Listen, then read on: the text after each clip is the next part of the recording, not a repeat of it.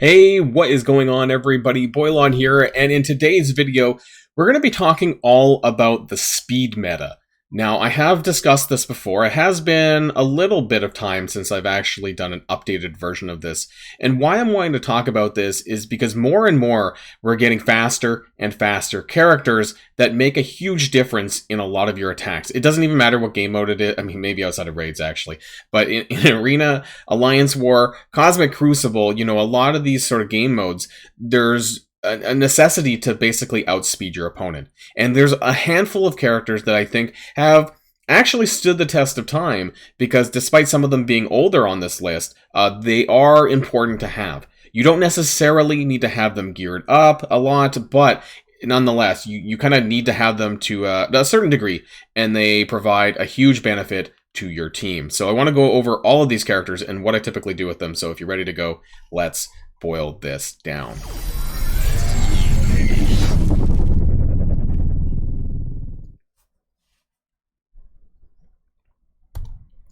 And we're going to be in no particular order. Ignore some of my other hearts on the roster here. This is just stuff I'm working on. And I just threw up the hearts on some of the characters that we'll be talking about in today's video. I want to start off, though, by talking about SpiderMan 2099. And if anyone's been following along my roster, what's changed now is that I've actually gear tier 16 him. I'm using him a lot in Arena. I've also put a couple of T4s on him. What's really important is to make sure that you have the ultimate on his, but I really like SpiderMan 2099, and he surprised me. Honestly, I had lower expectations for him. I didn't think that outside of Cosmic Crucible there would be a lot of value here, but SpiderMan 2099 is really surprising, especially in Arena, where actually I'm being able, he's my main Arena team, and actually I'll just show it to you guys really quick, and we'll hop back to the Arena roster. This is, or to my roster page. This is what this is a team that I'm using, but I do want to show you. Oh, I can't because I did one more recently. Maybe my defense. This is currently what I'm using for my both offense and defense. So this team here, SpiderMan 2099, Weaver, Red Hulk, Rogue, and Dormammu. I've been using this on the defense for quite some time, and I don't move very often. And the main reason for this is because of the value that 2099 brings. Now, he goes first. He's the first character that goes. He goes ahead of Red Hulk. And he applies all of these debuffs, and he flips things as well. So I want to talk about his kit and why that's so important in relation to Spider-Weaver as well. I'm not going to go over her mechanics. You guys probably know this by now. But his ultimate, this is what you want to go first. And this is really important. So not this part here necessarily, but attack all enemies for 300% damage, plus clear 3 positive effects. So you're doing that first. Now, hopefully his focus check does work. Now, I realize that at lower star levels, this can be a little bit of a problem. So in this instance, 2099 is somebody that you're going to want to gear up. You're going to want to get him up as high as you possibly can. Same with the levels as well. And then, after you've possibly cleared those positive effects, you apply slow and defense down for 2 turns. The slow is really critical for Arena because that'll put some of your other characters ahead of theirs. And that's why you want to use that. You also feel speed bar by 20% for himself and for Spider-Weaver in this instance. So really, really important there for that speed bar so that Spider-Weaver goes ahead of some other characters. And then, of course, there's the on-crit stuff, but that's in Crucible. So very, very good character here. And, of course, as long as you're using him with Spider-Weaver, he gains speed up, which makes him very, very critical in these matchups. He can also flip one random positive effect to a negative effect. So that's really good. And it's on each enemy, not just one character. It's on all of them. Of course, there is a focus versus resistance check, but it does say that he gains 1,000% extra focus for each active ability when he tries to clear positive effects, so that's nice too. Not this. I don't believe it's this. It's things like his ultimate, where he does get bonus extra focus. Despite that, if you don't have him very high in the star levels, then this could struggle against like people at the top tier, but nonetheless, SpiderMan 2099 is amazing, and honestly, once I learned the gospel of 2099, I geared him up to 16. I'm going to get him to level 90, and that'll just be around the corner for me. Now, I'm not going to be talking about Spider-Weaver because that's not the purpose of this speed meta video. We're going to talk about Baron Zemo. Now, I'm still using him, maybe not in the same places as I did before, but he is one of the fastest characters in the game, and if you want to apply an ability block, then he's the one to go to. So he gets all this stuff, right? He gets defense up and immunity, but it's at the bottom here, and this comes from the T4, I'm pretty sure here, that you get the extra speed. So he gains 40% speed, and that's a lot. That basically pretty much shoves him at the front of the queue for most turns with most characters. And then obviously he leads in with the ability block and the slows on his ultimate. And that's really important. Rebounds around a bunch of times and sometimes lands a bunch of slows to different characters, but it's that initial ability block that's really important. So ability block is a really important debuff and can often turn the tide in a lot of battles. In this instance, though, Baron Zemo does need to be geared up to a little bit of a degree. I am almost tempted to gear tier 16 him because there's not a lot of skill characters. I have a lot of skill gear lying around, but I just don't know if I want to go that much further on him, but I would recommend at least gear tier 14 or 15 because he's someone that you're probably going to go back to every now and then for random matchups that, you know, you really need that speed and that ability block to really overcome. So really, really good character there still, despite him being like a year and a half old. Can't do any video, of course, talking about speed without Emma Frost, right? So what is it that she does? Well, it's honestly just the passive, mostly. You don't need Emma Frost actually geared up all that much because she actually gets that from passive level 1.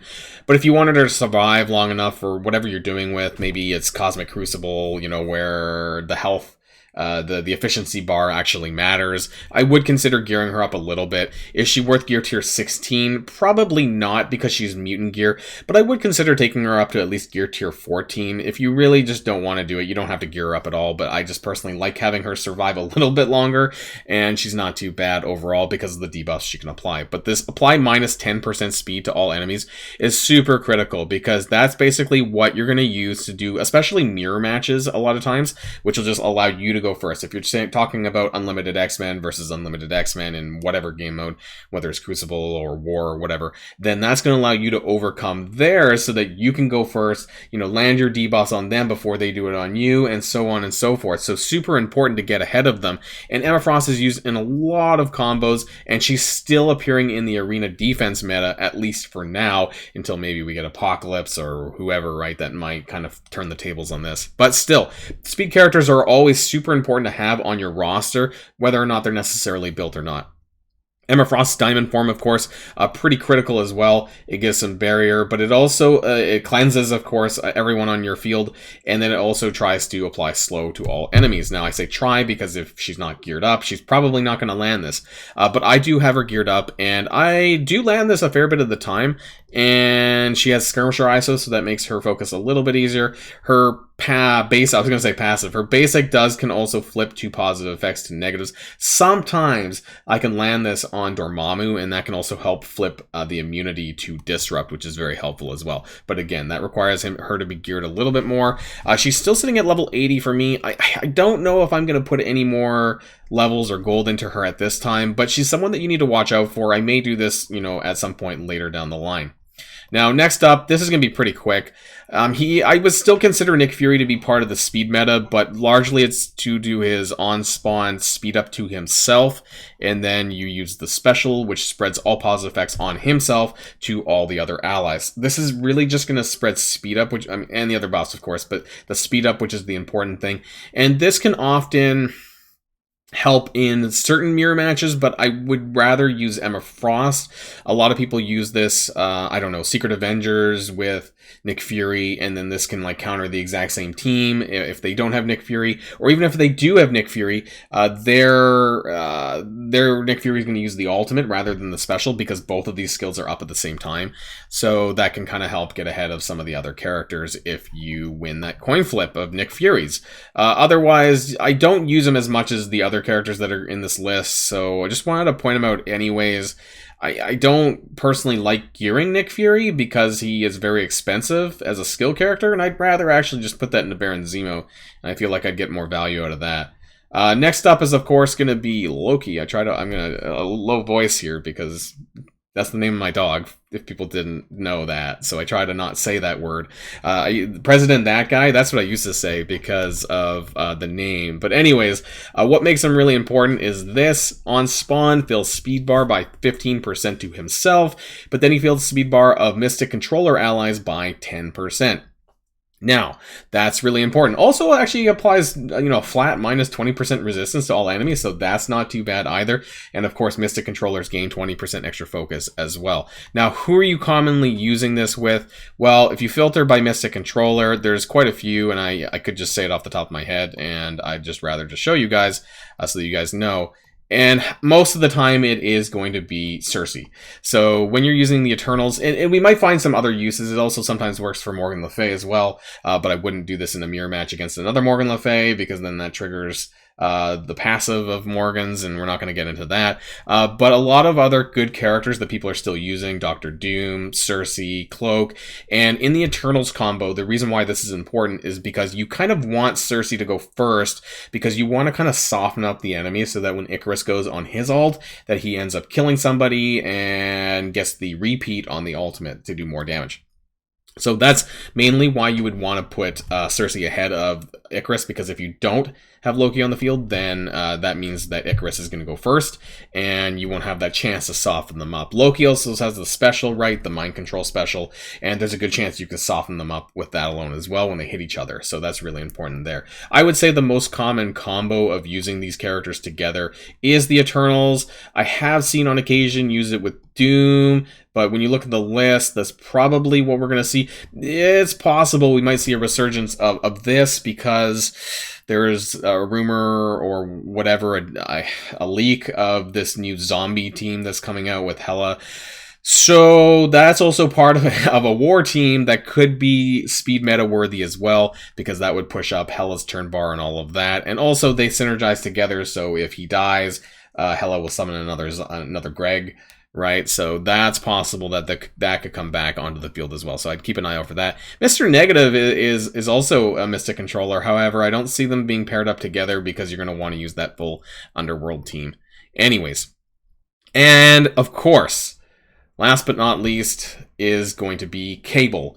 So he gets a little bit less use, and I don't, despite having 6 red on him, I don't have him highly geared, mostly because I just don't want to consume the mutant gear to gear him up, and it comes from his passive. So on spawn, fills speed bar by 5% for self and all allies. Now, this is not as huge as some of the other characters, like Emma does a speed, which is a flat speed minus 10%, which is stronger than this. But if you ever want to stack speed characters and you need to overcome something, then what was kind of, I think you're still seeing it actually in the arena meta for lower level accounts, but you're seeing Eternals, Emma, Cable, Loki, and you would just stack all of them together, and then that would make you overcome with your Icarus and your Cersei to beat them. And so this was very common. I'm actually seeing it on my baby account still, and these characters are widely available outside of the Eternals, of course, but these speed characters are largely obtainable, and you don't need to gear them up pretty high to get that. I'm pretty sure he gets this on passive level 2, which I don't know, is like level 30 or 40 or something like that, so you don't need to take them up very high to do that. And then, of course, if he does survive long enough, he does have his special as well, which reduces speed bar up to 50% on the primary target and adjacent targets for 10%. So that's nothing to scoff at either. I don't use Cable as much as some of the others. I feel like I'm never in that boat where I'm kind of pushed up against the wall to have to use Cable. But I could actually see this in Cosmic Crucible right now in the Hero Mutant Age of X meta, which would maybe slightly push ahead some of your other characters if there's instances where you could use Cable, say, I don't know, maybe in the Tangled Web defense, because that would actually push your hypothetically, if they wanted to use Tangled Web against your Tangled Web, if you had Cable on the side, that would push you up slightly ahead of theirs. So again, really important to have these speed advantages, because if you go first, it's way better than going second. Let me tell you that. If you can go first, that's super important to make sure that you can get ahead of them. So these characters are some of the most important in the game, whether or not you gear them or not, but you should really keep an eye on them and make sure you have them in your roster to a relatively decent degree so that you can pull them out. So Cable, Loki, SpiderMan 2099 is more new, but definitely someone that should be on your radar and should be geared. Nick Fury, kind of on that sort of back that back shelf just in case you have to, and then Baron Zemo and Emma Frost. These 6, in my opinion, represent some of the most important characters in Marvel Strike Force as far as the speed meta goes, and hopefully I help to explain at least why they're important and where you're going to use some of them. So that's it for this video. Let me know in the comments down below if you think I missed someone that I should have been added to this video. This is pretty much the main ones that I use and most of us, I think, use for speed meta purposes. But otherwise, let me know all that in the comments down below. And of course, until next time, stay safe and healthy, and I'll see you all later. Boilon signing out.